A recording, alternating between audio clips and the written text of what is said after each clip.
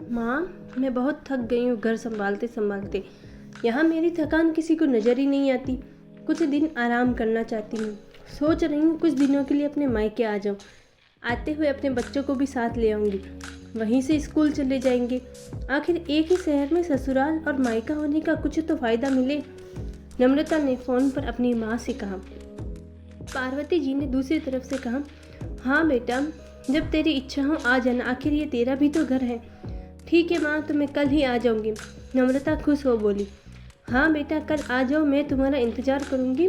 अभी मैं फ़ोन रखती हूँ, मुझे मंदिर भी जाना है। कमला जी ने फ़ोन रख दिया और सीधे किचन में गई। किचन में खाना बना रही बहू से बोली, अरे अनुपमा, सुनो, कल तुम्हारी ननंद आ रही है। आज बाजार जाकर फल, सब्जी और मिठाइयाँ लेकर आना। बेचारी मेरी बेटी ससुराल में नौकरों की तरह काम करती है और उस पर कोई ध्यान ही नहीं देता। यहाँ आएगी, कुछ दिन रहेगी तो उसका मन और तबीयत अच्छे रहेंगे। सास के मुंह से ऐसी बातें सुनकर अनुपमा का चेहरा उतर गया। मैं मन ही मन सोचने लगी, काश आपको मेरी थकावट भी नजर आती। मैं भी दिन रात झाड़ू पोछा, बर्तन, खाना बनाना, मार्केट जाना और हर वह काम करती हूँ जिससे हमारे परिवार वालों को कोई दिक्कत ना हो। काश आप मुझ पर भी ध्यान दे पाती। आपकी बेटी तो जब मन में आता है तब यहाँ आ जाती है, लेकिन मैं साल में एक ही बार अपनी माँ के पास जाती हूँ, तब भी आपको प्रॉब्लम होती है। मैं भी इंसान हूँ, मेरा भी मन है, मुझे भी लगता है अपने माँ के पास जाकर थोड़ा आराम करूँ, सुख दुख की 2-4 बातें करूँ, अपना मन हल्का करूँ। भगवान, अब तुम ही कुछ करो ताकि मेरी सांस की आंखें खुले और उसे मेरी थकावट भी नजर आए। शाम तक भगवान ने जिससे अनुपमा की सुन ली और उसकी ननंद का फ़ोन आया। ननंद ने अपनी माँ से कहा, उसकी सास ने उसे मायके आने के लिए मना कर दिया है, इस बार वो नहीं आ सकती। पार्वती जी बोली, ऐसे कैसे मना कर दिया? पहले तो कभी मैं तुम्हें आने के लिए नहीं रोकती थी, इस बार भला क्या हो गया? लाओ मेरी बात कराओ, मैं समझाती हूँ। नम्रता ने फ़ोन अपनी सास को दिया। पार्वती जी ने कहा, नमस्कार समधन जी, आपसे कुछ कहना था। समधन जी ने कहा, कहिए। दरअसल नम्रता कल त्योहार है, इसलिए अपने मायके आना चाहती है। अगर आप उसे भेज दें तो अच्छा रहेगा।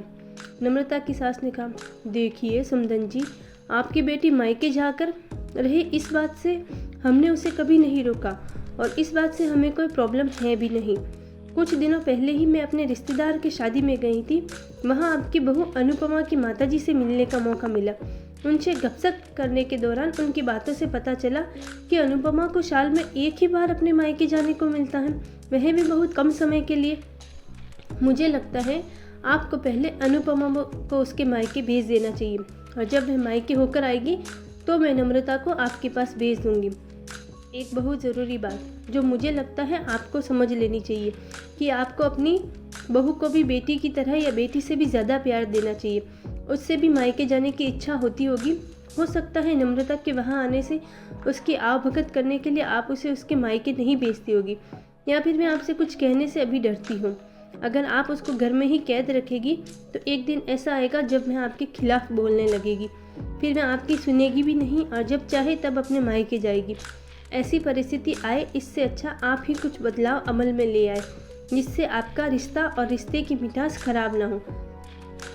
पार्वती को अपने समधन के हर एक शब्द में सच्चाई नजर आई। उन्हें महसूस हुआ उन्होंने अपनी बेटी के प्यार में अंधे होकर कभी भी अपनी बहू के मन का विचार ही नहीं किया।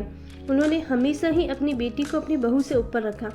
दूसरी तरफ नम्रता भी अपनी भाभी के बारे में हो रही इस बातचीत को सुन रही थी। उसने भी रियलाइज़ किया कि वह कभी भी अपनी भाभी के साथ ठीक से बात नहीं करती और जब जब वह अपने मायके जाती है भाभी थोड़ी उदास रहती है। पार्वती जी ने अपनी बहू को बुलाया और उसे कहा कि अनुपमा, कुछ दिनों के लिए नम्रता नहीं आने वाली है, इसलिए पहले तुम अपने मायके होकर आओ। यह सुनते अनुपमा का चेहरा खुल गया, क्योंकि ये पहली बार था जब उसकी सास ने सामने से उसे अपने मायके जाने के लिए कहा था। अगले दिन अनुपमा अपने मायके गई और इस बार 1-2 दिन नहीं, पूरे हफ्ते भर रह कर आई। अपने माँ बाप से, अपने रिश्तेदारों से मिलकर आई और जब मैं लौट कर आई तो उसका चेहरा खिला हुआ था, उसकी आंखें चमक रही थी। अनुपमा के आने के बाद नम्रता भी अपने मायके आई और इस बार वो खुद सामने से अपनी भाभी से खुशी खुशी मिली और अच्छे से बात की। नम्रता ने अपनी माँ से बात करके उन्हें भी अच्छे से समझने में मदद की कि वह कहीं न कहीं अनुपमा के साथ गलत व्यवहार कर रही थी। दूसरी तरफ अनुपमा अपने ससुराल वालों के बदले रवैये से बहुत खुश थी। अब वह खुशी खुशी सबका ध्यान रखती और हर काम प्यार से करती। वह ध्यान रखती कि कोई भी ऐसी बात या काम ना करे जिससे घर में तनाव का माहौल पैदा हो। पार्वती जी ने अपनी बहू को खुद ही समय समय पर मायके भेज दिया करती।